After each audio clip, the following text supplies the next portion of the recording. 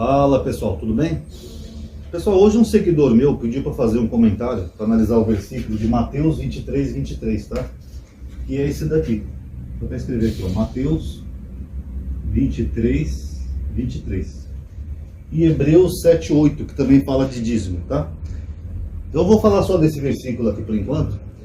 E eu não sei qual o objetivo o que exatamente o rapaz quer que eu fale do versículo. Mas eu imagino que deve ser porque esse versículo é usado por pastores para pedir dízimo. E também muitos fiéis usam, né, para justificar o dízimo no Novo Testamento. Então eu imagino que seja isso. Então a gente vai dar uma analisada aqui no versículo e a gente vai entender até algumas coisas interessantes que estão por trás desse versículo. Lembrando que quando alguém quiser que eu fale de algum versículo, tá? É até bom que assim eu tenha um tema diferente para poder trazer aqui para o canal, tá bom? Então vamos ler primeiro o versículo.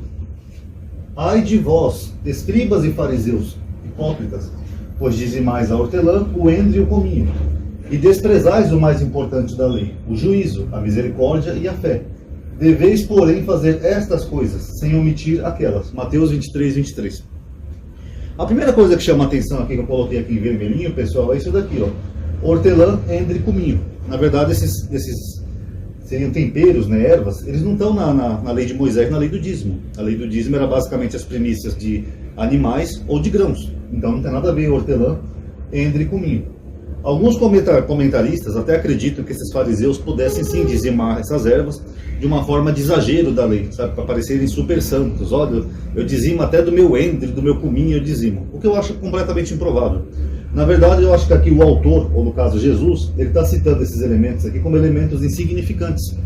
Elementos que não são tão importantes como, por exemplo, a carne ou o grão. Porque esses aqui são mais temperos, eles não são alimento. Então acho que o Jesus está falando que eles davam mais importância para coisas insignificantes do que para as coisas verdadeiras, tá? Mas nós vamos entender por que da insignificância disso e por que eu defendo essa interpretação. Primeiro, Jesus está falando com quem aqui no texto? Ó? Escribas e fariseus. Então esse texto não é para a pessoa comum, nem para o fiel dar dízimo para o pastor. Na verdade, o pastor moderno, ele se encaixa mais como um escriba e como um fariseu. Então os pastores, baseado nesse versículo, os pastores deveriam dar o dízimo, como eu já falei aqui em outros vídeos do canal. Inclusive faz parte da lei do dízimo, né? Os pastores também tinham que dizimar. Então por que eles só recebem o dízimo e não dão o dízimo? É uma pergunta interessante.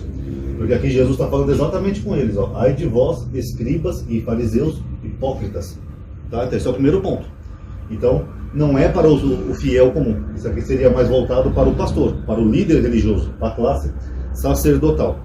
Aí Jesus fala algo interessante aqui, ó. Desprezais o mais importante da lei. O que ele quer dizer aqui com da lei? A lei que ele está falando é a lei dos dízimos. A lei dos dízimos é o seguinte: dízimo no judaísmo é tzedakah. Aqui eu acho que é aquele cabra. Que é basicamente, pessoal, justiça social. É praticamente um Bolsa Família da época. O que é uma justiça social? Quando é criada a lei do dízimo era justamente para amparar o levita, que não tinha parte na herança, mas parte desses dízimos tinham que ser destinado para a viúva, para o órfão, para o pobre, para o estrangeiro que estivesse peregrinando em Israel. Então era um tipo de justiça social que existe até hoje em Israel. Vocês vão ver até em canais como, por exemplo, Israel Paline, que ela mostra lá como é que é o dízimo hoje lá numa sinagoga em Israel. Você vê que os judeus sempre manteram isso no caráter de justiça. O judaísmo sempre teve um foco em ser na comunidade. Desde quando era um povo, ou mesmo quando começou a ser dispersado por outras terras, o judaísmo tem uma concepção muito forte de comunidade, em que a comunidade deve se ajudar. Então o dízimo ele tem esse papel, um papel social na comunidade. Por exemplo, tem alguém desempregado, aquele dízimo pode ser usado para ajudar aquele irmão que está desempregado até ele conseguir arrumar um emprego e se restabelecer. Tem alguma mulher que ficou viúva, o sustento dela era o marido que trabalhava. Então o dízimo tinha que ser destinado uma parte para aquela viúva, justamente para garantir o sustento dela e dos filhos, até ela conseguir ter uma outra fonte de renda. Justamente até para evitar que essa mulher depois caia na prostituição. Eu acho até hipócrita, né, que os moralistas cristãos, não todos, mas alguns, eles criticam, por exemplo, uma mulher que está na vida, mas quando antes dela cair na vida, eles não dão um pão, um leite, nada para ajudar aquela mulher. Então é muito fácil depois só condenar o pecador, né? Mas essa visão aqui é diferente, eles entendem que tem que ajudar justamente por isso. Inclusive no Velho Testamento, as viúvas é uma preocupação muito importante para o Deus de Israel. Você vê que sempre tem presente uma figura de uma viúva e até milagres, como aquela viúva de Eliseu, que ele multiplica, né, o óleo da viúva. Eu não lembro se é o óleo e a farinha, mas é um dos dois elementos. Por quê? Porque Deus tem essa preocupação com uma mulher que ficou viúva e perdeu o seu sustento. Como é que ela vai se alimentar os filhos? Você pode ver lá o livro de Malaquias, né, que os pastores usam tanto para pedir dízimo. Malaquias fala assim: vós me roubais no dízimo e nas ofertas, né, se dirigindo aos sacerdotes. Aí ele fala: esqueceste da viúva, do órfão, do estrangeiro, etc, etc. Então o próprio livro do Malaquias, que os pastores usam tanto para pedir dízimos para as pessoas, ele atesta isso, que o dízimo era uma justiça social. Tá? Comunismo! Vai para Cuba! Vai para Israel de Cuba! É exatamente isso que está na sua Bíblia. Assistencialismo, justiça social. Então a lei que Jesus está falando aqui é a lei do dízimo, é a lei de justiça social. Por isso que ele fala assim, ó, vocês estão desprezando o quê? O juízo. O que é juízo? É você fazer justiça com pessoas que estão em condição de necessidade. A misericórdia. O que é misericórdia? Você tem misericórdia de pessoas que estão passando necessidade.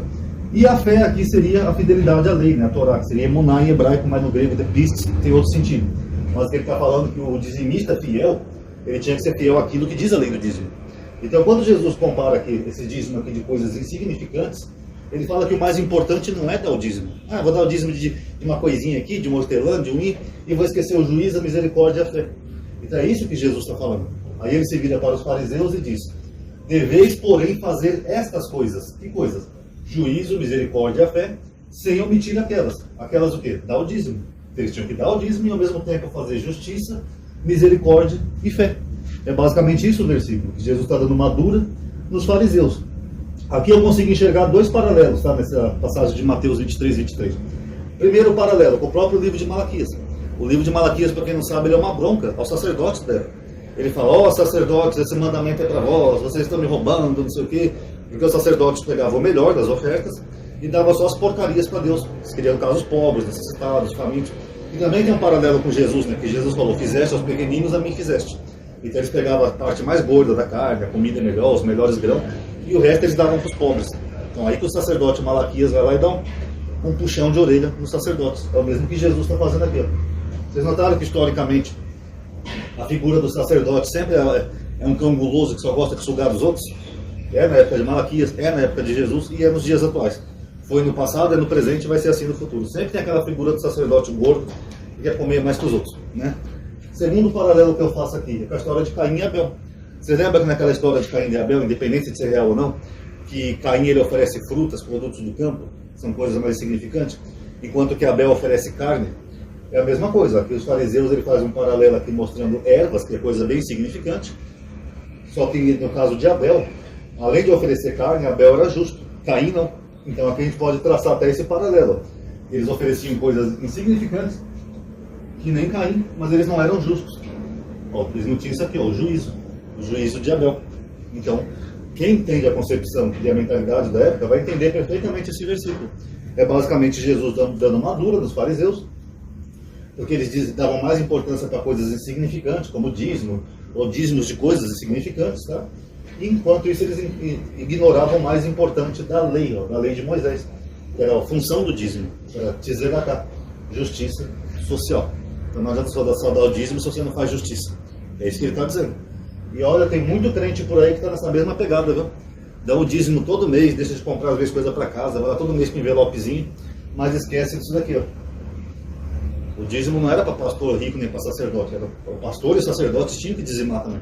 O dízimo era para fazer justiça social. O dízimo era para ser para os mais pobres, os carentes.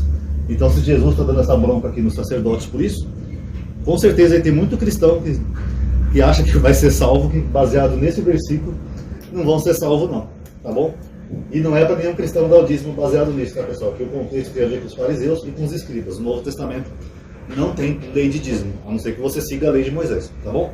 Obrigado aí por ter assistido. Quem gostou, dá um like aí, se ajuda a aumentar o alcance e a atividade. Paz a todos.